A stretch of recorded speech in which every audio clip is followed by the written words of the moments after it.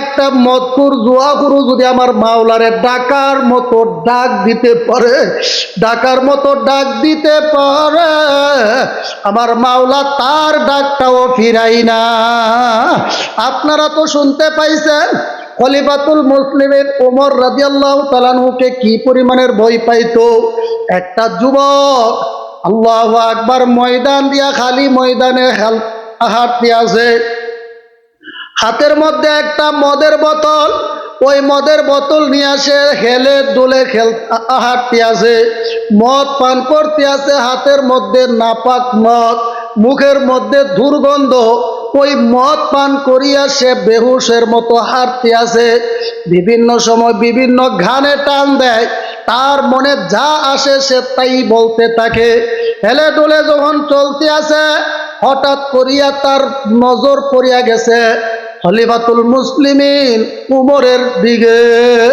খলিফাতুল মুসলিমিন উমর রাদিয়াল্লাহু তাআলা আনহুর দিকে যখন তার নজর পড়িয়া গেল, এবার যুবকটার সারাটা শরীরের মধ্যে কম্পন সৃষ্টি হয়ে গেছে।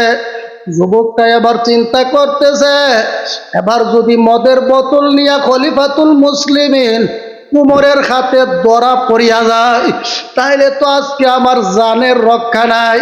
উমর তো আমাকে ছাড়বে না, উমরের তরবারির আঘাতে আমাকে দ্বিখণ্ডিত করিয়া ফেলবে। এবার কি করবে? ওই যুবকটা বড় পেরেশানিত পড়িয়া গেছে। হাতের মধ্যে মদের বোতল, মুখের মধ্যে মদ পান করিয়া এখনো মদের দুর্গন্ধ করতে আসে। এইবার করতে করতে হাঁটতে আসে, আস্তে আস্তে উমর সামনে চলে আসছে। এবার সামনে আসার পরে উমর যুবকটারে ডাক দিয়া বলতে আছে, হে যুবক, তোর হাতের মধ্যে এটা কিসের বোতল? কিন্তু যুবকটা তাৎক্ষণিকভাবে কি জবাব দিবে, সারা শরীরের মধ্যে তার কম্পন সৃষ্টি হয়ে গেছে। সে তো ভালো করিয়া জানে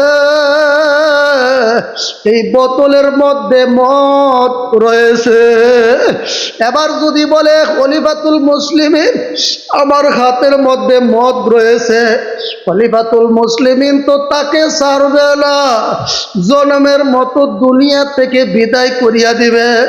তার জুবান দিয়া বের হয়ে গেল, খলিফাতুল মুসলিমিন আমার হাতের মধ্যে যেই বোতলটা দেখতে আছেন, যদিও এটা মদের বোতল, কিন্তু তার ভিতরে রয়েছে দুধ, এর ভিতরে দুধ রয়েছে। এবার খলিফাতুল মুসলিমিন একটু থামলেন। যুবকটা এবার চিন্তা করলো, মনে হয় খলিফাতুল মুসলিমিন আমার কথাটা বিশ্বাস করছে, আমার কথাটা বিশ্বাস করছে। বাজানরে, ইমানদারেরা যারা আল্লাহর সাথে সম্পর্ক, তারা কিন্তু মানুষদেরকে বড় বিশ্বাস করে, কিন্তু দুনিয়ার মানুষেরা যারা ইমানদার, আল্লাহওয়ালা, মুত্তাকি, আলেম, উলামা, তাদেরকে মানুষেরা মনে করে তারা বড় সরল, তারা বড় সরল।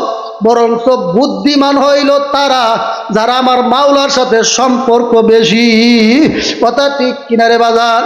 আল্লাহু আকবার। বাজার রে, উলামায়ে কেরামদেরকে বোকা মনে করিয়েন না, উলামায়ে কেরামরা কিন্তু কখনো বোকা না।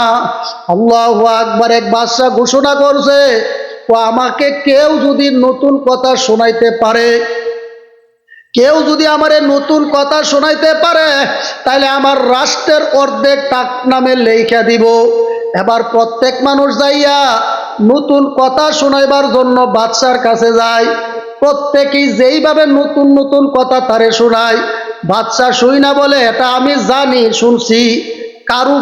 কারুক যেইভাবেই বলে, প্রত্যেকের কথাই বলতে আছে আমি জানছি, শুনছি। একই কথা বলে, বারবার নতুন কথা বলে।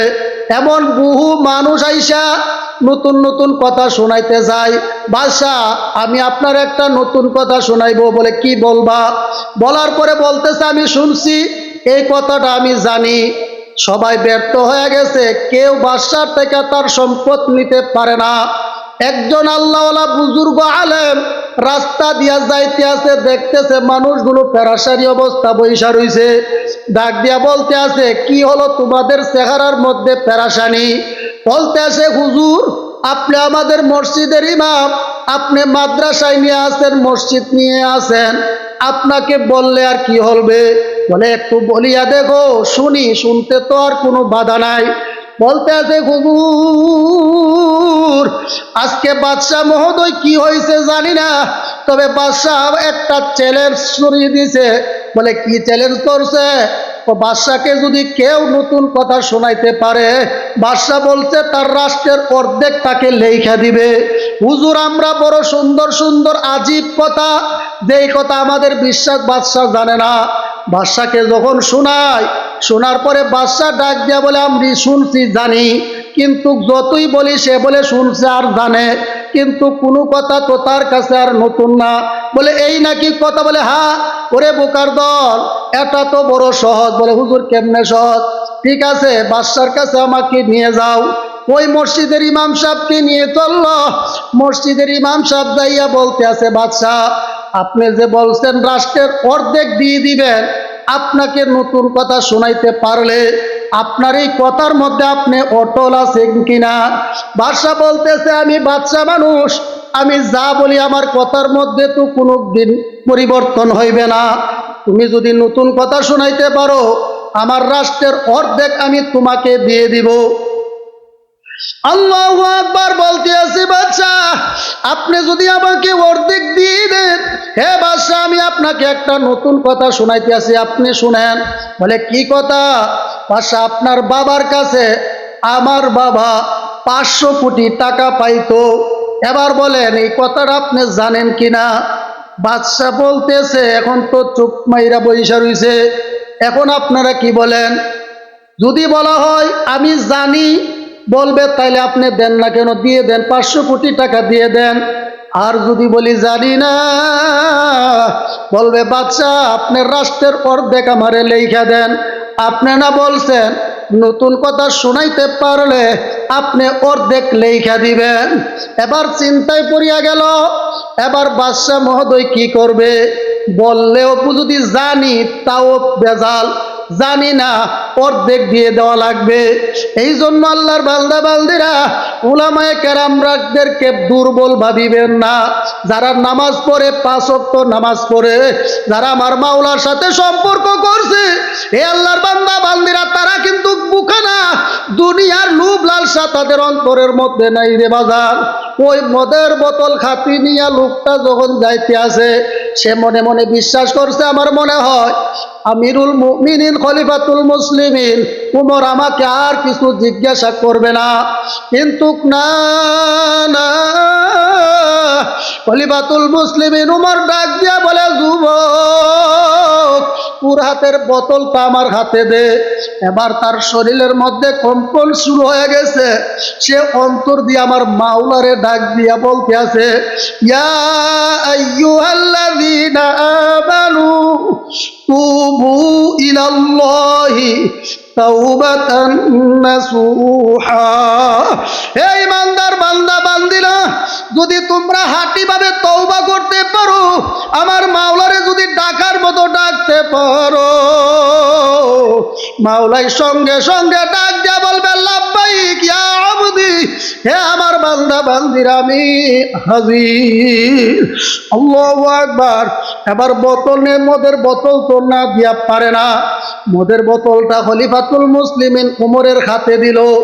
যখন বোতলটা হাতে নিয়া খলিফাতুল মুসলিমিন উমর মুখ কাটা খুলিয়া ভিতরে লক্ষ্য করিয়া দেখতে আছে, যদিও মদের বোতল, এই মদের বোতলের ভিতরে দেখা যায় দুধ। আল্লাহু আকবার। বোতলটা ফিরাইয়া দিয়া এবার ডাক দিয়া বলতে আছে যুবকটারে, খলিফাতুল মুসলিমিন উমরের বুকের সাথে জড়াইয়া ডাক দিয়া বলতে আছে যুবক আমার বিশ্বাস হওয়ার জন্য তোর হাতের বোতলটা আমি নিয়েছিলাম, লক্ষ্য করিয়া দেখছি তোর মদের বোতলের মধ্যে আসলে মদ না, তোর মত বোতলের ভিতরে দুধ দেখা যা। হে যুবক তুই আমারে ক্ষমা করিয়া দিস। হে আল্লাহর বান্দা বান্দির আমার বিদ্যাপুর গ্রামের ভাইরা, একটা মানুষ মদ পান করতেছে, তার মুখের মধ্যে মদের গন্ধ করতেছিল, এখন পর্যন্ত মদের বোতলটা খাতে। এইগুলোর নিয়েও যখন হাঁটি ভাবে আমার আল্লাহরে ডাক দিছে, আল্লাহ কয়া ডাক দিছে আল্লাহ কই তুমি কই? থেকে বাঁচাইয়া দাও।